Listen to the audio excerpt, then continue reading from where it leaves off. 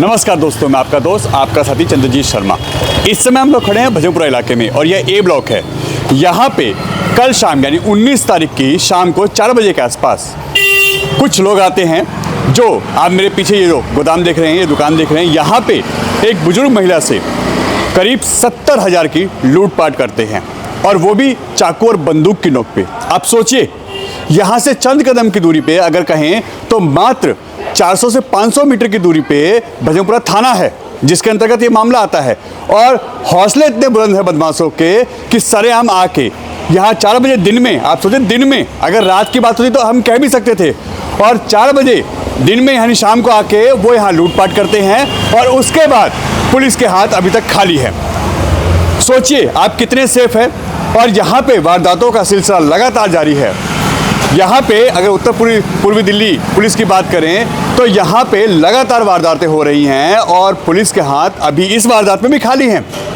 करीब 18 से 20 घंटे बीत चुके हैं और ऐसे में अभी तक उनका कोई भी सुराग नहीं है। हालांकि पुलिस सीसीटीवी के नाम पे यहाँ से फुटेज लेके गई है, यहाँ का डीवीआर लेके गई है और आगे कार्रवाई कर रही है, मगर अब आप लोग अपने घर में, अपनी दुकानों में सुरक्षित नहीं हैं और आए दिन यहाँ लूटपाट, खासकर बंदूक और चाकू की नोक पे अगर किसी सीनियर सिटीजन या किसी व्यक्ति से लूटपाट हो रही है तो आप सोचिए कितने सुरक्षित हैं और पुलिस यहाँ पे कितनी एक्टिव है।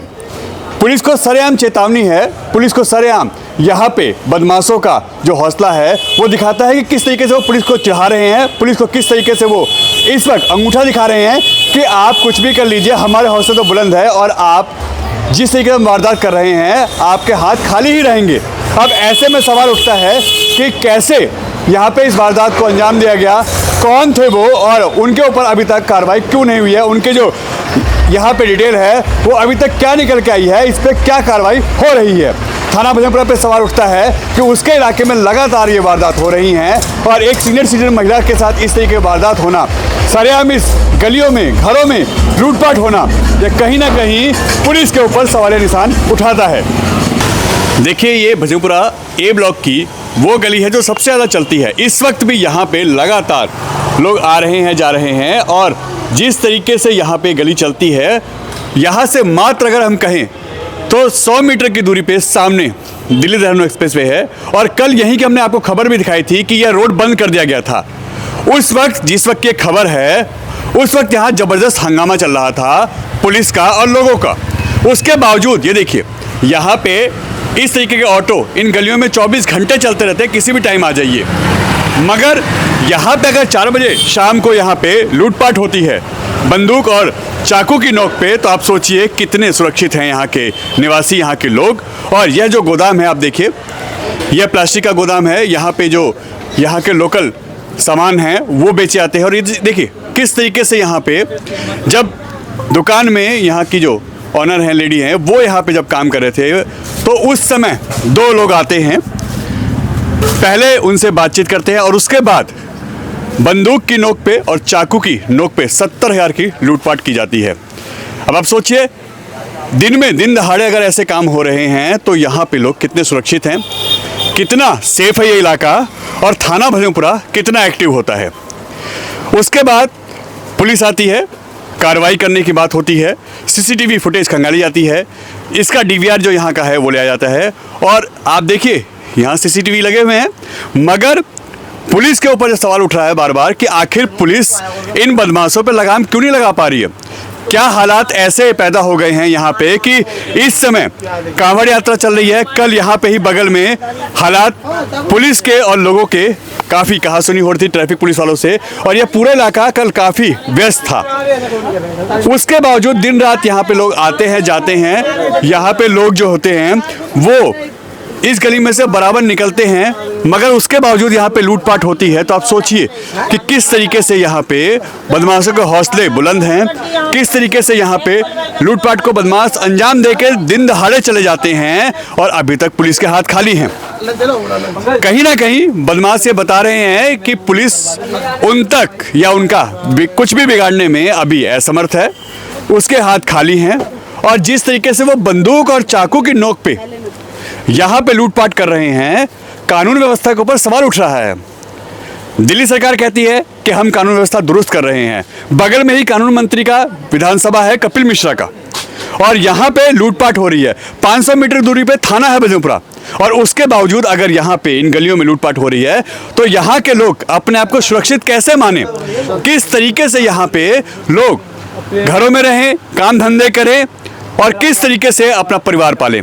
क्योंकि इस तरीके से सरेआम लूटपाट कहीं ना कहीं यह पुलिस के ऊपर सवालिया निशान खड़ा करता है और यहाँ की कानून व्यवस्था को बताता है कि किस तरीके से चुस्त दुरुस्त है और कितने एक्टिव पुलिस वाले हैं। आइए बात करते हैं। कितने बजे का मामला है भाई साहब, क्या हुआ था? 4:35 पे हुआ था। कैसे क्या हुआ? हम ऊपर गए हुए थे फ्रेश होने के लिए, मम्मी बैठी थी गले के पास, 2 जने आए और चाकू और बंदूक दिखा के वो गले से पूरे पैसे निकाल के अपने से पैसे निकाल के और लेके बाइक से निकल गया। अच्छा, बाइक पे आए थे 2 लोग? बाइक पे आए थे। क्या मुंह बांधा था या नॉर्मल बन के? मुंह पे यहाँ तक रुमाल बांध रखा था, यहाँ तक टोपा लगा रखा था। अच्छा, हाँ। कुछ आइडिया? मतलब यंग एज के लड़के थे या कोई? हाँ, यंग एज के थे। हाँ। आपने सीसीटीवी में देखा उसके बाद? सीसीटीवी में हाँ देखा था। हाँ। किस चीज़ से आए थे वो? मम्मी जब पीछे गई तो मम्मी बता रही थी कि बाइक से भागा दोनों। बाइक से थे? हाँ। क्या बाहर कोई कैमरा लगा हुआ है उसमें कोई दिखा? बाहर कैमरा लगा है तो बाइक थोड़ा आगे करके लगा रखा था वो। हाँ, हाँ, कैमरे से दूर हटा कर लगा रखा था। थोड़ा सा आगे? हाँ, थोड़ा सा आगे लगा रखा था। तो यहाँ जो बताया जा रहा है कि शायद कोई ऐसा था जो रेकी करके गया था पहले से। हो सकता है, क्योंकि इतनी जानकारी तो कोई रेकी करने वाला ही कर सकता है ना, कि मतलब कब लड़का नहीं है, कब ये नहीं है, कब अकेले बैठे होंगे, कब पैसे होते हैं। तो ये सब तो कोई हो सकता है रेकी करा हो, तभी तो पता होगा उसको कि कहाँ पैसे रखे रहते हैं। तो इसीलिए 4:30 के आसपास की घटना है ये। हाँ, 4:35 पे। मम्मी जी अकेली थी? मम्मी बैठी थी, एक लड़का था ये, और हमारे मौसा जी आए हैं गांव से इलाज करवाने के लिए, वो बैठे हुए थे वहाँ पे। उसी समय की बात है। तो उन्होंने आके सबसे पहले क्या किया? बातचीत किया? सीधा आके मम्मी के गर्दन पे चाकू रख दिया और एक ने पिस्टल दिखाने लगा, बोला जल्दी निकालो पैसे निकालो। मम्मी पैसे नहीं दे रही थी, ज़बरदस्ती अपने गला खोल के निकाल के लेके भाग गया। बताया जा रहा है कि आंटी जी ने थोड़ा कोशिश भी की बचाने को। कोशिश करी थी बचाने के लिए, बहुत कोशिश करी थी मम्मी ने, मगर वो लोग चाकू और बंदूक की नोक पे चाकू जब गर्दन पे चाकू रख दिया तो थोड़ा सा फिर मम्मी भी डर गई थोड़ा। बिल्कुल। हाँ। तो आप लोगों ने कंप्लेंट की उसके बाद? कंप्लेंट, हाँ, पुलिस वाले आए थे। पुलिस वाले कितनी देर बाद आए? पुलिस वाले आ गए थे, 5-10 मिनट बाद आ गए थे। 5 मिनट आ गए थे? हाँ, आ गए थे। थाना कौन सा लगता है? थाना भजनपुरा। पुलिस ने अब तक कोई कार्रवाई की? कोई पहचान? पुलिस केस दर्ज कर रखा है, बाकी और जो भी छानबीन है वो चल रहा है, और कैमरे में अपना वो DVR वगैरह ले गए हैं, तो उनमें जाँच चल रही है। अभी तक पुलिस ने आपसे कोई कांटेक्ट नहीं किया? कांटेक्ट तो फ़ोन तो आते रहते हैं। हाँ। सुबह क्राइम ब्रांच वाले के फ़ोन आए थे सुबह 6 बजे, वो भी घटना की जानकारी मांगा मुझसे, हमने दे दिया।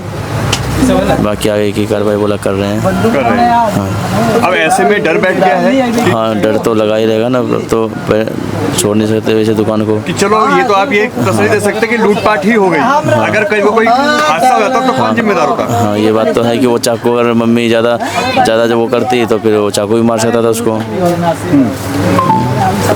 तो अब ऐसे में आप लोग क्या चाहते हैं पुलिस से? सुरक्षा चाहते हैं, ऐसा ना हो दोबारा घटना। पहले कभी इस इलाके में कोई ऐसी बात सुनी आप लोगों ने? नहीं, इस गली में तो ऐसा नहीं हुआ है कभी। चोरी चकारी होती है। मोबाइल तक का तो छीना झपटी वो पुश्ती रोड पे होता है, बाकी तो यहाँ तो नहीं होता। यहाँ नज़दीक है रोड जी, और इस वक्त कांवड़ की भी काफ़ी यहाँ पे सुरक्षा व्यवस्था बनाई गई है। कल भी यहाँ रोड बंद कर दिया गया था जी, उसके बावजूद यहाँ पे ये सब हो जाता है? हाँ, होता है ये हमेशा। यहाँ पे जो ये पुस्ता के नीचे यहाँ पे हमेशा ही होते ही रहता है। कभी कोई पुलिस चोरी वाला चकारी घूमता है? इधर 1 साल पहले 6 नंबर में मैं रह रही हूँ किराए पे, चोर घुस गए थे, मोबाइल पैसा मेरा खुद उठा के ले गया है। मैं इनकी बहन हूँ। अच्छा जी। और आए दिन यहाँ पे पुस्ता के किनारे होते ही रहता है रुचिन चोर हमेशा ही। कभी यहाँ पे पुलिस को गश्त करते हुए देखा है? गलियों में घूमी हो पुलिस? हाँ, हमेशा बाइक पे तो घूमते ही है, पुलिस वाले आते ही। मगर उसके बावजूद भी यहाँ की हालत? हाँ, ये हालात है यहाँ पे। आपकी मम्मी है वो? जी। अब ऐसे में उनकी सुरक्षा को लेकर डर लग रहा है कि कल डर लग रहा है भाई। माल वाल लाने जाते हैं तो लेडीज ही बैठती है, भाभी बैठती है मेरी। हाँ। बच्चे भी खेलते रहते हैं, डर तो है ही। जी। जिस समय ये वारदात हुई क्या आंटी ने किसी को बुलाया अड़ोस पड़ोस से? बहुत कोई आया? आवाज़, भाई को ही आवाज़ लगा रहे थे, मैं ऊपर ही थी, मैं और भाभी नीचे दौड़ के आई, खूब चिल्ला रही थी मम्मी मनीष मनीष। फिर मैं पता नहीं क्या हो गया अचानक, फिर ऊपर से मैं भागी आई हूँ ऊपर। गली मोहल्ले के लोग इकट्ठा हुए थे उस वक्त? हाँ, उस समय जब पुलिस आए, जब इकट्ठा हुए जब उस हुए। समय। जी। कोई फुटेज में अभी तक किसी का चेहरा है, कोई ऐसी बात आई है? नहीं, ऐसे तो कोई पुलिस ने कहा हो कि आइए हमने किसी को पकड़ा है या कोई? नहीं, अभी तक ऐसी नहीं, कोई बात अभी नहीं तक है? कोई नहीं हुआ ऐसी है। कोई अभी पहचाने कोई बात नहीं नहीं, हुई है? वहाँ से 11 बजे रात में तो आए ही है थाने से। थाने से जी, कंप्लेन दर्ज करा के 11 बजे रात में। हाँ, उस वक्त यहाँ फोरेंसिक टीम आई थी जांच कर हाँ, रही थी? 5-6 गाड़ी आए थे, 15-16 पुलिस भी आए थे। हाँ। SHO वो कौन क्या हाँ, कहते SHO इस इलाके के। हैं, हाँ, वो सब आए थे रात में। जी। अब उम्मीद वो लग रही है कि कोई सब्सक्रा- इंसाफ होगा क्योंकि सब्सक्राइबर 500 मीटर है यहाँ से थाना, जी, और अगर यहाँ ऐसा हो रहा तो गलियों में लोग सुरक्षित तो नहीं है? सुरक्षित तो नहीं है।